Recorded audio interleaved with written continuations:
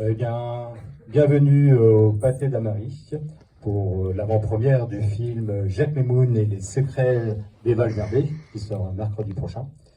Et pour cet événement, nous avons le plaisir d'accueillir l'équipe du film. Donc, je vais vous présenter Malek Bentala. On applaudit qu'il y a deux comme ça. Et également, voilà, nous vous demandons aussi d'applaudir. Il fait plaisir de venir ici. Et également Ludovic et Paul Beaujustin. Tu vois, je t'avais dit quoi. Bonjour, je suis Malek. Salam alaikum. Malek, enchanté. Et Pierrick Colbeau-Justin. Bonsoir. Bonsoir. Comment allez-vous, messieurs, dames? Très bien. Ça va? Qu'est-ce qu'on entend de ce bruit qui frottille là? Ouais, c'est toi, je crois. Attends, arrête. Voilà. On est très heureux, messieurs, dames. Vraiment, merci d'être là. Je sais à quel point, nous, ça nous touche en tout cas de vous voir dans cette salle parce que en ce moment, à la maison, on a tous Amazon, Netflix, Hulu, Salto, Saltus, Salflux. Et là, le fait de venir dans la salle, de vivre l'expérience ciné, surtout pour un film comme Jacques Memoun, auquel on a essayé d'apporter de la grandeur avec des images assez incroyables, on est très touchés. Donc merci déjà d'être là, merci infiniment. Et nous, on est très fiers aussi de vous montrer notre bébé, qui est un peu un hommage. C'est des fantômes qu'il y a dans... Oui, c'est ça. Non, Bienvenue à Marie-Lélis. C'est un hommage pour tous les films qui nous ont fait rêver étant plus jeunes, toute la saga Indiana Jones, les Jumanji, les Goonies. Donc voilà, on espère que vous allez voyager et rire. Ludo, est-ce que tu as un mot? Non, c'est vrai, ça fait extrêmement plaisir de voir des salles pleines comme ça. Donc on est très heureux, voilà. On est très heureux de vous le présenter. Et peut-être vous avez des questions pour nous. Des questions sur le film que vous n'avez pas vu, éventuellement. On va peut-être le voir et après on posera des questions. Oui, ce serait logique, madame, c'est vrai, vous avez raison. Il faut peut-être le voir et poser des questions, mais peut-être des questions mode sur ma veste. Pourquoi cette veste du Vendée Globe? Je voulais savoir. Bonne question, madame. On est allé tourner le film dans la jungle. On voulait tourner dans des vrais décors. On voulait absolument que ça fasse l'aventure, que ce soit beau, que ce soit majestueux et aussi que ce soit pas si simple pour tous nos acteurs.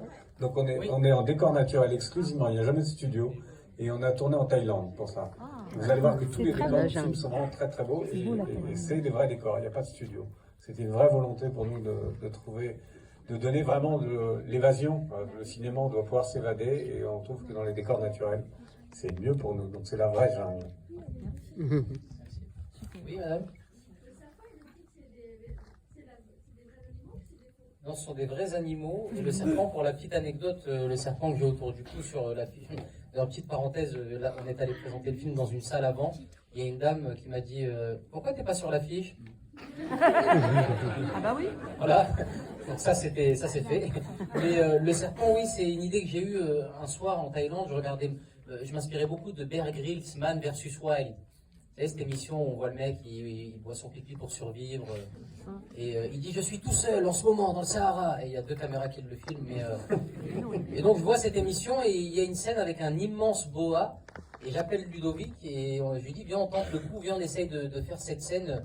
Et il me demande si je suis bourré. S'il a un peu de fièvre, c'est la température, s'il a bu alors que non, il ne boit pas. Voilà. Et finalement, je me suis entraîné d'abord avec le boa dans une piscine pour qu'on s'apprivoise mutuellement. Et on a tourné cette scène avec le boa. C'est un vrai boa qui pèse plus d'une trentaine de kilos. Donc c'était pas évident. Et surtout, vous allez voir où on a tourné cette scène. Le décor était pas... Il faut avoir envie d'y aller. Il faut avoir envie de plonger là-dedans. Ouais. Donc ce sont des... Ouais, parce que... La peur, pardon, madame, vous avez dit? La peur de boa. Non, vous savez pourquoi? Parce qu'on s'est mis un peu dans ce film, on s'est mis en opération commando. On voulait revenir avec les meilleures images possibles. Et j'avais toujours le public en tête. Je me revoyais gamin en train de regarder, comme je l'ai dit, les Jurassic Park, tous ces films-là. Et je me voyais prendre une claque devant toutes ces grandes images et ces scènes d'action. Et c'est vrai qu'avec Ludo, ce qui nous faisait tenir, c'est de nous dire, le public, quand il sera assis dans son siège devant cet écran, il va voyager, il va avoir peur, il va rire et il va être touché. Donc c'est vrai qu'on était assez focus et tous les comédiens étaient dans la même énergie. Monsieur? Bonsoir. Étonné, c'est justement l'aventure, s'inspirant également de films d'enfants, si je comprends bien, plutôt s'attendre à ce qu'il y ait ensuite une suite. Ouais. Ben écoutez, oui, on l'espère. Après, Le film a été pensé par Malik et par les auteurs comme une trilogie, un petit peu comme ces films d'aventure justement. Donc avec l'espoir d'en faire d'autres. Ensuite, voilà. Pour ça, il faut qu'il y ait des salles remplies, que le film plaise au public. C'est le public qui choisit, et c'est tant mieux. Donc on va voir ce qui va se passer et on aimerait beaucoup. Et vous allez voir dans le film d'ailleurs, il y a un peu d'indices. Alors à la fin du film, vous comprendrez. On pose vraiment la question. En tout cas, nous, vraiment, ça, je le dis, comme je le dis, ce film, c'est vraiment un rêve de gamin, c'est un rêve de gosse. C'est le gamin que j'étais, qui regardait tous ces grands films qui nous faisaient voyager. Et on a voulu vraiment respecter les genres. On n'a pas voulu faire une parodie de films d'aventure, parce que souvent en France, comme on se dit qu'on n'a pas les budgets pour s'aligner sur les Jumanji et autres, on a tendance à décaler un peu la chose et à tout prendre à la rigolade. Et nous, on a vraiment voulu respecter les genres, à commencer par l'affiche, qui est un hommage à un monsieur qui s'appelle Doru Struzan, un Américain qui a fait les plus belles affiches de l'histoire du cinéma. Si je vous dis tous les Indiana Jones, les Star Wars, les Dents de la Mer, Retour vers le futur, et également la musique du film. J'espère que vous allez y prêter attention, parce que ça a été fait par un orchestre symphonique d'une centaine de musiciens, donc on voulait vraiment vous faire voyager même à travers ces éléments-là. On va garder les codes de l'aventure. Ouais. Oui, jeune dame là-haut. Là-haut, et puis après on... Est-ce que j'ai vraiment aimé mon film? Écoute, c'est le truc dont je suis le plus fier dans ma vie. C'est mon bébé. Je pourrais continuer à montrer le film au public encore des années, tellement j'en suis fier, et c'est vraiment la chose dont je suis le plus fier de ma vie, parce que, vous savez, moi je viens d'un petit village dans le sud de la France, et réussir à réaliser ce rêve-là, pour moi ça veut dire beaucoup de choses. Et ce film, je ne l'ai pas fait par opportunisme, ou je ne l'ai pas fait pour l'argent, ou je ne l'ai pas fait pour toutes ces raisons-là. Je l'ai fait juste pour faire kiffer le gamin que j'étais. Je l'ai fait sincèrement, je l'ai fait avec le cœur, et je l'ai fait en respectant le public. Donc j'aimerais ce film toute ma vie. Voilà. Ah, je vous en bouge un coin là. Hein. Non, mais c'est vrai, je suis assez ému de présenter ce film, parce que ça me touche, parce que je n'ai fait aucune concession avec Ludo et les producteurs. Tout ce qu'on a voulu mettre est dans le film. Donc on en est très fiers. Il y avait d'abord, je crois, le monsieur, et après, monsieur juste devant vous, et après vous, monsieur. Bonsoir.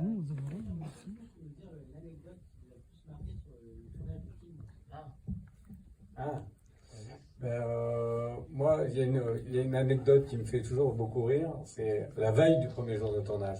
Parce qu'on partait pour un film d'aventure. Comme je vous l'ai dit, on était vraiment dans la jungle. Ça allait pas être simple pour les comédiens.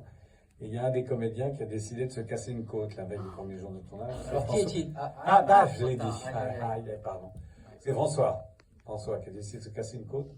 Et ça m'a fait moyen rire, mais ça reste une anecdote qui aujourd'hui devient très drôle. Mais... En plus, il s'est fait ça, c'était pas du tout pendant une répète ou quoi, c'était pendant un apéro trop arrosé de la part de notre ami François. C'est une perte d'équilibre alcoolisé. À ne pas reproduire chez vous, s'il vous plaît. C'est pas bon. Mais après, il a assuré tout le tournage. Donc maintenant, on en rigole, mais sur le moment, il a souffert et on était un peu inquiets.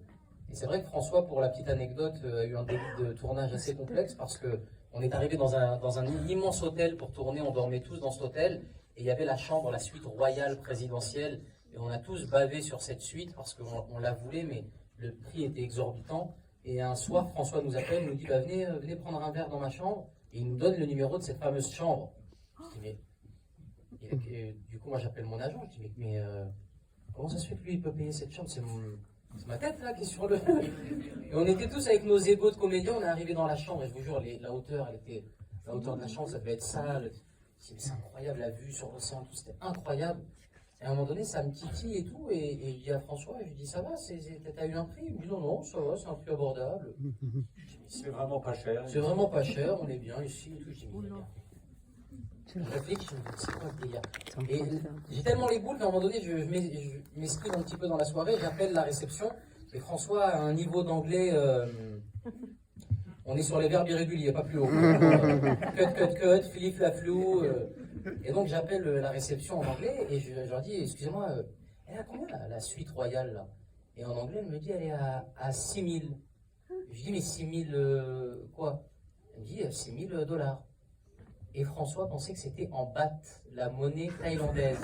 Pas du tout le même Ça fait qu'il tournait la journée et gagnait de l'argent, et il le perdait cet argent en dormant le soir. Il a fait un tournage de bénévole. Il s'est barré, le plus drôle, c'est qu'il s'est barré le lendemain. Il a changé de chambre quand on lui a annoncé la douloureuse. Déjà, il nous a dégagé de la soirée. Il a changé de chambre et le lendemain, avec Ludo, on est passé devant sa nouvelle chambre qui était un igloo. Et il avait une piscine qui ressemblait à un pédiluve, on va dire, quelque chose comme ça. Donc, François a eu un bon démarrage, hein, vraiment. On a bien démarré le film. Oui, monsieur. Ouais, une petite question pour toi, Malik. Ouais. Passer d'acteur à réalisateur, c'est comment et surtout avec des gens comme Jérôme Commandeur ou Bien sûr. Damien, ce sont quand même des peintures. Ouais. Et puis, qu'est-ce que ça donne Jérôme Commandeur dans la jungle? Alors déjà passer voilà, de devenir réalisateur, je rejoins un peu ce que je disais tout à l'heure, étant donné que c'est quelque chose qui me tient à cœur et que c'est un projet qui m'émeut. C'est très simple parce que c'est comme un enfant qui rêve d'aller à Disneyland et un jour on lui dit ben on y va, c'est parti. T'as pas le temps de penser aux difficultés, t'as pas le temps de penser à Space Mountain qui va te faire peur. T'es là avec tes yeux de gamin et tu réalises la chose. Et surtout j'avais Ludo sans qui j'aurais pas pu faire ce film. On s'est tout de suite entendu. C'est aussi son film autant que le mien, c'est notre film et j'ai eu quelqu'un avec qui ça a matché, comme on le dit souvent. On a mis nos égos au service du film et pas l'inverse. Et ça a été très fluide. Et en ce qui concerne Jérôme Commandeur, honnêtement, je préfère pas en dire, je préfère vous laisser découvrir.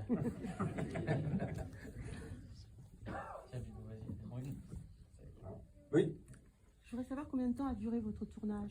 on a tourné 3 mois en Thaïlande. On a tourné 3 mois là-bas. Avril, mai, juin 2021. Et puis 2 petits jours à Paris, vous allez voir au début du film.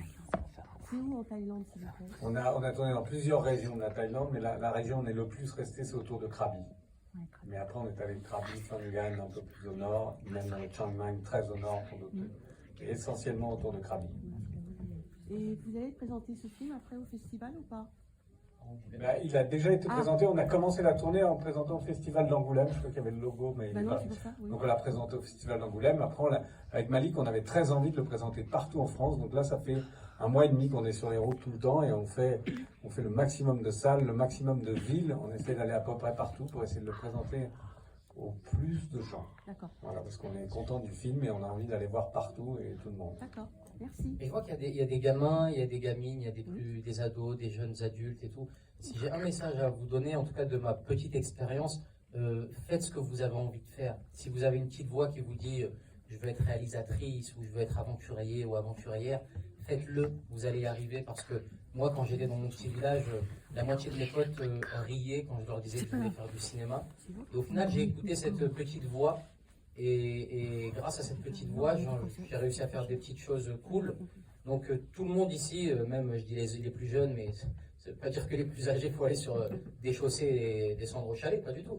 Mais allez-y, foncez. J'ai vu qu'après le Covid, on a tous vu ça, qu'il y a beaucoup de gens qui démissionnaient pour prendre un nouveau départ et réaliser ses rêves de gamin. Je pense que c'est aussi le message que je veux passer avec Ludo en traversant la France. Foncez, parce qu'on ne sait pas de quoi demain va être fait. Et on est là et puis on n'est plus là, donc réalisez votre rêve et vous allez y arriver. Oui. Vous préférez jouer la comédie ou réaliser un film? Est-ce que je préfère jouer ou réaliser un film? C'est une bonne question parce que j'étais à l'aise avec mon pote Ludo derrière la caméra à regarder toute cette bande. Tant qu'on me laissera faire les deux, je ferai les deux. Mais c'est vrai que le métier de réalisateur que j'ai découvert aux côtés de Ludo me passionne depuis longtemps et façonner un film à son image, en l'occurrence là, à notre image, c'est assez jouissif de pouvoir dire ah tiens je vais rajouter du bleu, ah tiens je vais enlever du rouge. Il y a un côté un peu peintre qui est cool quoi, et on vient vous présenter notre toile une fois qu'on en est fier. C'est vrai que quand on est comédien, on joue, On se tourne. donne au metteur en scène, on Voilà. se donne au point de vue. Quand on est comédien, on joue dans un film, puis après on disparaît, on va faire autre chose, et on laisse ce qu'on vient de faire au metteur en scène, comme dit Ludo, on se donne au metteur en scène. Donc c'est différent. J'aime beaucoup le métier de metteur en scène. Monsieur, là, Il y a un petit garçon qui l'a le petit garçon, monsieur. Ah oui. C'était un vrai tigre. C'était un vrai tigre, ouais. Ouais, c'est des vrais tigres. C'est vrai. C'est des vrais tigres. T'as peur des tigres? T'inquiète pas. Il va rester sur l'écran, il Tout ne va va pas bien dans se la passer. salle. Non, en pas 3D, 3D. exactement. Mais en revanche, ça sera en 4DX. Vous savez que ça c'est. Eh, j'ai appris un truc il n'y a pas longtemps. J'ai appris. Eh, dis donc. Tu sais que j'ai appris un truc. On m'a appris dans une interview que j'avais un record dans le cinéma français. Tu savais ça? Non. Il n'était pas au courant, j'ai appris ça. Allez, vous allez trouver, mais Qui peut trouver le record que j'ai dans le cinéma français? Ouais. Taxi 5, le plus vu en 4DX. Pas loin de ça. Je suis l'acteur français qui a le plus de films en 4DX. T'es un acteur 4DX. Je suis un acteur 4DX, ouais. C'est-à-dire qu'ils ont compté, le journaliste il m'a dit il y a Taxi 5, Jack Mimoun et les 2 Sonic. Pattaya n'est pas en Non, pas en 4DX. 4DX, non, pour la scène des toilettes ça aurait été compliqué. Mais... Aïe. Ouais, j'ai un petit. Ça m'a fait plaisir, un record, t'imagines? C'est bien. C'est fou, ça fait plaisir. On avait qui? On avait. Ah oui, là-haut, pardon, ouais, là. Ouais. Coucou. Coucou. Comment tu t'appelles? Mais c'est toi. Ah. Est-ce que ça fait quoi, ma chérie? Est-ce que c'est un vrai tigre? Alors, c'est un vrai tigre, mais il est trop gentil. C'est un tigre très gentil, tu vas voir. En tout cas, les enfants sont fascinés par le tigre. Ah ouais. Ah, il y a un autre petit bout là, ouais. Il voulait savoir dans la scène de l'hélicoptère si dans la bouteille c'était du vrai pipi. Ah. Ça, c'est obligé. Ça, on tourne à la méthode américaine, donc oui. Tout est vrai. Non, non. Je te jure. C'est du jus de pomme. Non, c'est la magie du cinéma, on va dire. C'est pas totalement du vrai pipi, c'est mi-pipi, mi-jus de pomme. C'est du jus de pipi. Ouais. Vous préférez être humoriste ou réalisateur? Je préfère être humoriste ou réalisateur. C'est vrai que je vais répondre un peu à la même chose. C'est pour l'instant, tant que les huissiers ne me demandent pas de choisir, j'essaie de continuer un maximum. Mais c'est vrai que la chance qu'on a dans ce métier, c'est de pouvoir alterner entre plusieurs casquettes. Et c'est vrai que l'humour, là, le métier d'humoriste me manque un peu parce que ce qui me fait plaisir, c'est de vous voir, de vous toucher, de vous sentir, de rire avec vous. Le côté immédiateté, là, ça me manque. C'est vrai que le cinéma avec Ludo, on s'est enfermé après le film, on s'est enfermé 1 an pour travailler sur. Mais au montage, il y a la post-prod, toute la post-production, le montage. C'est beaucoup plus chronophage, on est isolé beaucoup plus. Enfermé. Donc c'est vrai que c'est grâce à l'humour que je fais du cinéma, donc l'humour sera toujours une place à part. On va devoir lancer la séance. Peut-être dernière question, puis... La dernière en haut, ouais. Ouais.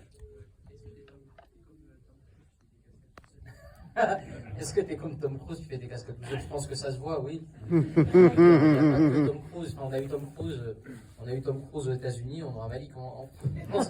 Mais oui, on a fait nos propres cascades, Ludo. En l'occurrence, oui, c'était une volonté aussi, c'est pareil, que les acteurs y aillent. Et Malik qui est allé, il s'est prêté au jeu. Ça a été parfois compliqué pour lui, mais c'était l'idée de faire des trucs en réel. Vous allez le voir. Ouais, vous allez bien comprendre. Voilà. Bon, on va pouvoir remercier chaleureusement Malik et Ludovic pour leur présence et leur disponibilité. Merci infiniment. J'aurais aimé vous dire bon film, mais on a plutôt envie de vous dire bon voyage. Ça va bien. Et moi, je vous dis bonne séance. Merci. Merci beaucoup. Ils étaient sympas.